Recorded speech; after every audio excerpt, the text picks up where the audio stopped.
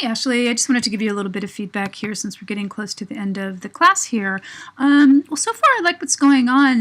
The background is really making your caricature hard to see, so I would definitely look for a background that has more negative space, or maybe if you make it darker, it could work too, or lighter.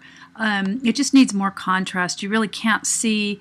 These are just, the forms are blending into all the detail in the background. So that's what it looks like, kind of lighter. It's more viewable, but it doesn't really look that great. You may want to just do a Google image search for background or wallpaper. And it's just hard to relate the foresty setting with the caricature. It just seems a little out of place. This box right here is pretty hard to see what it is. So again, you might want to look on Google and find something that's more, that's more viewable, and maybe that's something from a side view. I think I've already mentioned this earlier.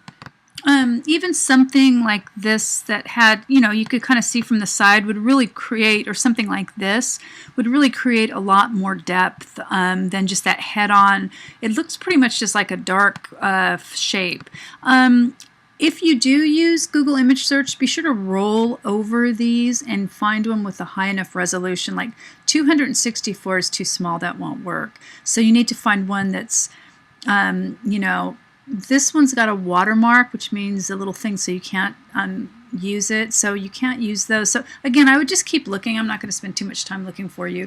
But yeah, that would really help a lot with your caricature.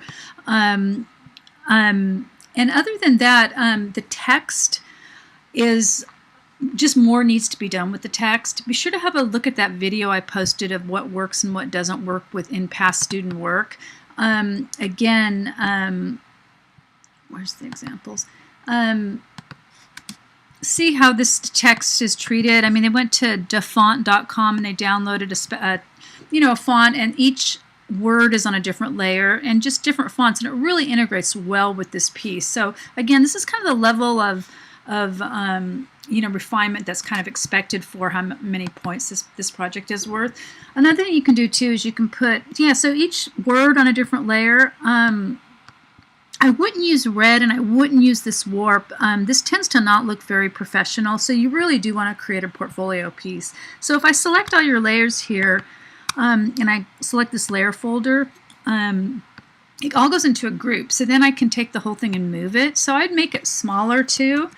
It looks pretty static, and that's because of, there's no, I'm going to turn this, not much has been done with any of these shapes. They've just been kind of put in there. So I really would suggest working with that to really, try to add some personality to it.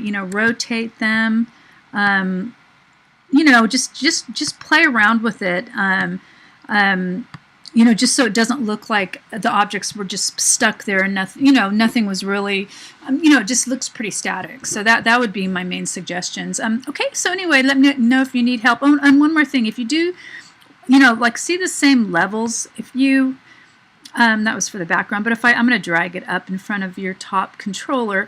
If you do a levels adjustment and then clip it, so I'm just looking at the controller, and what I'm thinking is, how am I going to get a little bit more detail out of that without having it, look too bright? And so if you look at that, I mean, that looks a lot better, doesn't it? So then if I go here, I can turn it off and see what I did, and then I can just clip it. Create clipping mask.